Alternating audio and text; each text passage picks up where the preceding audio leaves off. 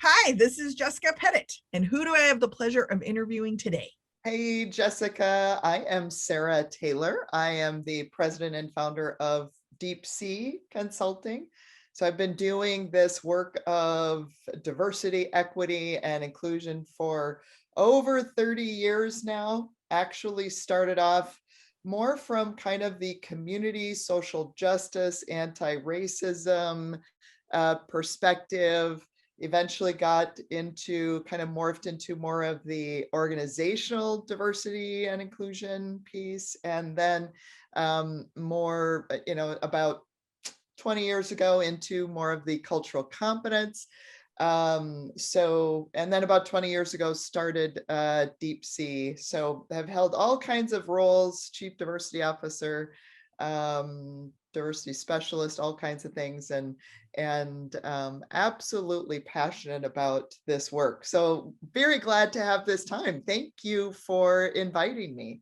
Absolutely. And shout out to Rhodes Perry Belonging at Work, which is how we connected, at least via email. So thank you very much for that. Okay, so to kick things off, I'm going to give you two questions that are big ideas that are floating around in my head. There are no wrong answers. I don't even know if there's a right answer, but I'm curious in your experience how these big ideas land on you. So that is the right Yeah. answer. So the first one is the concept of diversity dividend. So sometimes this can mean like return on investment or different kinds of action pieces or profits and bottom lines, but whatever is doable. The concept of diversity dividend, how does that land on you, Sara? Yeah. Well, honestly, my first thought is diversity itself doesn't bring any dividend because, and I know folks would think, wait, okay, you've got the wrong person. Jessica, you are interviewing the wrong person. Oh, it's the Uh, right person. so I am a firm believer that diversity in and of itself is not positive or negative.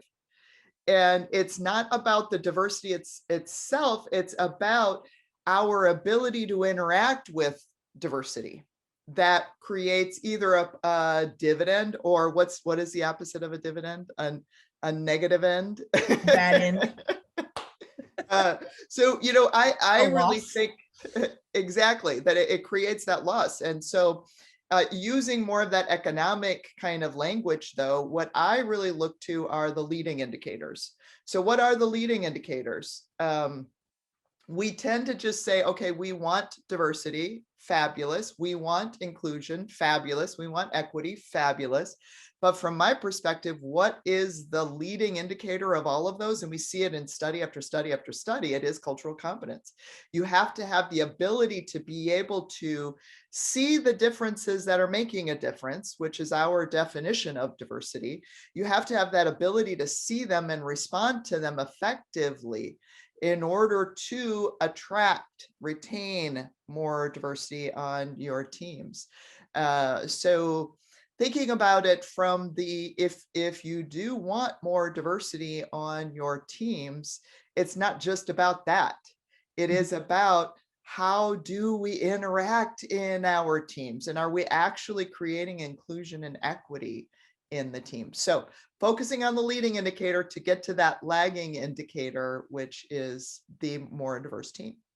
And I love the what differences are making a difference. Like that's Mhm. such a great lens to even begin to ask yourself the questions. Yeah. Awesome.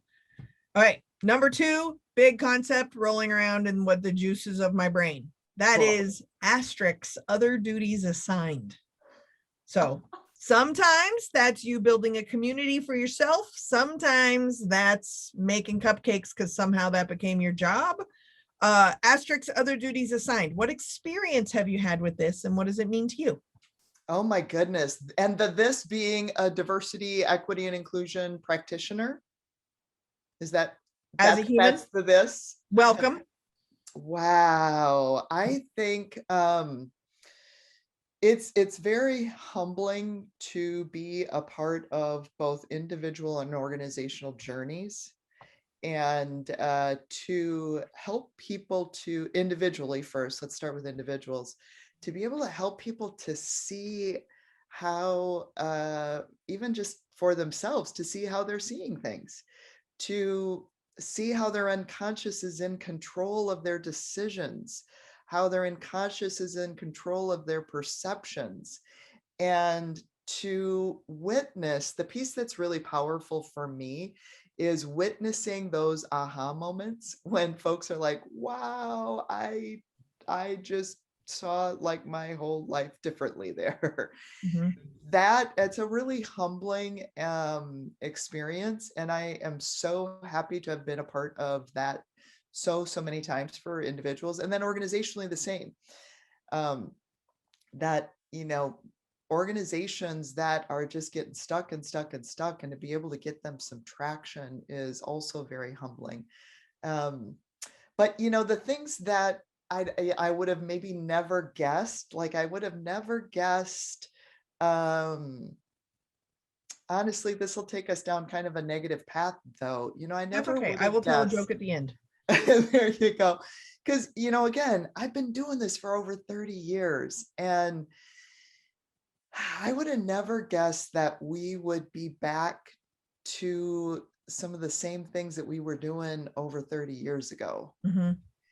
Uh, that and that would still be new to some people today. Mm. I would have never guessed that. And I think maybe, I don't know what I would have done if you would have told me 30 years ago, Sarah, you're going to, by the way, that this year, 2020 and 2021, you're going to be doing this stuff again. I don't know what I would have done if I would have given up early or not. But I think that's the other thing that's surprising about this work is, as hard as we work, sometimes how little impact it feels like, just broader systems. Mhm. So Yeah. then No, I go back to, I guess it's baking cupcakes, like you yeah. said. But And what I think is important is that where that might seem more negative, I think it is also really important that, I often draw parallels to litter. And so, like, when you find a Snickers wrapper and it's not in a garbage can, now I want a Snickers. You put it in a garbage can because that's where it's supposed to go, yeah, but it's still on the planet. And just because it's in a yeah, garbage can doesn't mean it's not going to end up in a landfill, which is on the planet, or burned or something. But it's not supposed to be there, right? So, yeah, like, you're it's supposed to one do step closer. you're supposed to do something, right? Yeah. So I'm curious kind of on that. So over 30 years, which by the way, I should probably question child labor laws, right? Like, how have you been doing this for Oh, 30 years? right. But it's okay. I'm like not at 30, but I'm over 20. And it's just like, how is that possible? You look 12. And I'm like, I 53 this year, soon to be 54. Yeah. well, happy almost birthday. So I'm Yes. curious because one of the things that you mentioned in the pre-survey is doing your own models and creating your own Mhm, systems and things like this. I'm curious if you are doing, and I'm asking this question as I'm saying it. I haven't even thought about it, mhm. but because you've been doing this work for 30 years and you are still doing the same stuff that if you had told 30 years ago, by the way, 2021, someone's going to ask you, what's the definition of racism still, right? Is your answers or your how you are answering those using your own models and your own systems versus where you Yeah. probably started 30 years ago? Is that easier? And what led you to develop your own stuff? Yeah. And then because it's the same stuff, are you kind of going back to some of the old stuff too? There you Yeah. go. There's a word cloud question. I love it. Yes. I would say it's the same challenges Mhm. wrapped differently today. And we do need to approach them in today's context. Even just take the fact that when I started before inclusion was even added to the mix, before Roosevelt Thomas added that to the lexicon, even. So Mhm. it was just diversity. We're doing diversity work. And so even just, the kind of terminology that we're using is different, but it's the same challenges. That's the real piece that, I think if I would have known, geez, we're still working on this, but creating my own tools and processes and frameworks and so forth is really because if you think about it, our practice is so incredibly young. Mhm. We're not at like old practices like medicine or law or psychology or whatever they might be. we're a very, very young practice as diversity, equity, and inclusion practitioners. And so there is so much yet that we need to create. And, when folks talk about best practice in our field, I mean, I'm a big believer in only using research-based practices, but I don't think we've gotten to best practice yet. I think we've got frequently used practice. Mhm. I think we've got practices that are proven more than others, but we haven't gotten to best practice.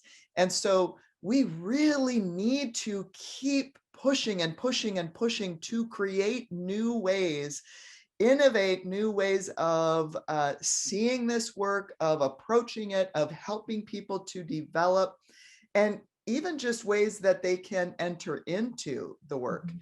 So there's so much more that our practice still needs to keep doing, I believe. Mhm. I love that you said that, because I say this, and sometimes I think my clients or audiences or whatever think I'm joking, but I just say no one is doing this well yet.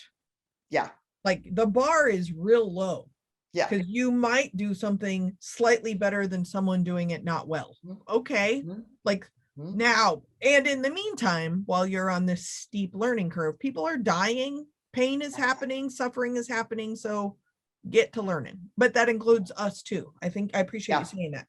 Mhm. Okay. My two favorite questions. Are you ready? I'm so ready. Okay. What have you changed your mind about lately? That's a wonderful one. And this is actually just one that it's a more personal one, but I'm Mhm. happy to share it.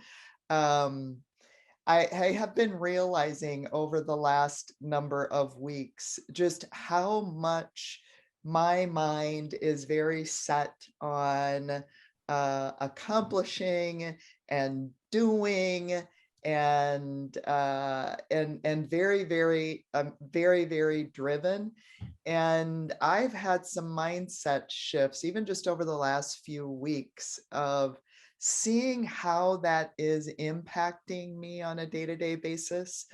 I'm a firm believer that there isn't, when we talk about like approaches like that, someone that may be more driven or not, that there isn't a right or wrong, but there are always implications. And so I'm changing my mind about some of that in my own life, and just really seeing how that impacts me on a day to day.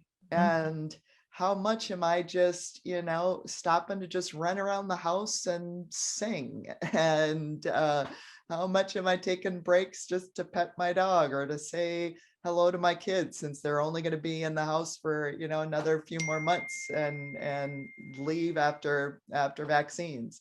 Right. So it's a much more of a personal one. Mhm. But that's one I can honestly answer, that I really am changing my mind about over the last period of time. I think it's great.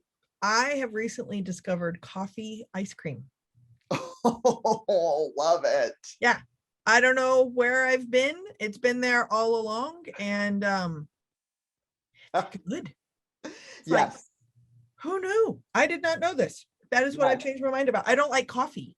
Like I Oh, don't drink that's coffee. crazy. Yeah, but it's the creaminess and the, Mhm. like, I think my taste buds are getting, I am aging, right? But I think Mhm. they're getting saltier and a little bit more bitter, where I'm liking that stuff a little bit more. I don't Yeah, know. I still love haven't it. said that's too sweet. We're waiting for that to come. But all right. I don't think I've ever said that either. I don't know. A friend of mine is not doesn't have a sweet tooth. And so she eats dark chocolate. And I'm Mhm. like, that's not, no, no, no, no. That's not even sweet. Like that's like a gummy bear, saying a gummy bear is sweet. A gummy bear is not sweet. It is a gateway drug to the next sweet thing. Anyway, I'm getting us off topic. It's all Okay. right. Next favorite question. What do Mhm. you absolutely know? What do I absolutely know? I absolutely know that I am a perfect imperfection. I absolutely know that for all of us, we can continue to develop and continue to be more and more effective. I absolutely know that I and I think all of us benefit from just getting down to the earth, being in the earth, being in nature, being with trees, being outside. I absolutely know that love is real, that unfortunately hate and hate-driven polarization is real, but that can be overcome. I absolutely know that I am passionate about the work that I do, and that as difficult that it is, I absolutely know that we are making a change. We Yep. are transforming. Say that again, just for fun. Yes, we are making a change, and we are transforming. For Yes. people in the back, it's working. Promise, promise. All right, we have come to the lightning round. So I have these icebreaker cards, and I ask everyone to randomly pick 3 numbers, and you get to choose random numbers, and they are either easy, intermediate, or deep questions. And you picked 12, 5, and 6. So lightning so round. You got to tell me first, were they easy, intermediate, or difficult? I need to know that first before. Right. I will tell you when I tell you the number, but because the numbers are so close together, I can tell you because I can see them all on the screen at the same time. Okay. They are all easy. All right. Oh, good. Okay. Okay. I mean, if you'd like to pick a bonus number, I'm happy to read you That's another. all right. That's all right. I'll stick with easy today. Okay. So number 12, if you were able to pick the one thing that always makes you smile, what would it be? Oh, the one thing that always makes me smile. Oh, just one. I think I want to say my family, but I know that that's not always true. That there's sometimes when it's like, oh, I'm going to say flowers. And I know that sounds like just so like, ew, like wishy-washy kind of a thing. But one thing that always, yeah, I was also thinking of my dog, but then, when she comes in and she's like all muddy, it's not always a smile. So, right. I appreciate that. Yeah. And what's interesting is in doing this random numbers, people always pick the same numbers. And I don't think anybody's ever picked number 12 before. So I had to think about it myself. I'm going to say dogs in the driver's seat in a parking lot. Oh, so you can get really specific. I wasn't getting really specific. Do you want to do over? Yes, we got to do that one over. Well, I'll just add to yours. I mean, because honestly, yes, dogs sticking their heads out a window when they're going down the road. Oh my gosh. Always. Yeah. Always. Someone randomly dancing always will make me smile. Yeah, that's great. Yeah, my dogs, they have to be in the driver's seat, and like they're just sitting there behind the steering wheel and someone's inside. And I could be in the worst mood ever, and I see it, and I'm like, "You don't have a driver's license," and that like instantly makes me in a better mood. Okay, number 5, also easy. If you had to choose a celebrity to play you in a movie of your life, who would it be? Oh my goodness. See, here's my problem is I don't know celebrities' names. I don't either. You can say that one in whatever, because I that one in whatever. And I don't even know really who this person is, but I just had somebody tell me very recently that I look like Nicole Kidman, even though I don't really know who that is. Well, it's not a cut down, for the record. I honestly don't know. Denzel Washington. I would love to see that. That would be amazing.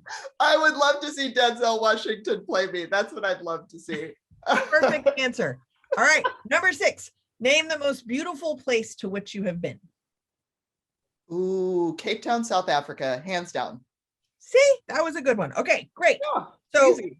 If people were to get in touch with you, how would they go about doing that? Deep Sea Consulting website. That's a great spot. So Deep Sea Consulting, I'm on LinkedIn as well. Also my book, Filter Shift, filtershift.com. So those are probably the best spots. Yep. Wonderful. Well, thank you so much, Sarah, for spending a little time with us. I super appreciate it. And I wish you random dancing and dogs out windows and coffee, ice cream, and it all. So I thank you very much. love that. Thank you. This has been fabulous.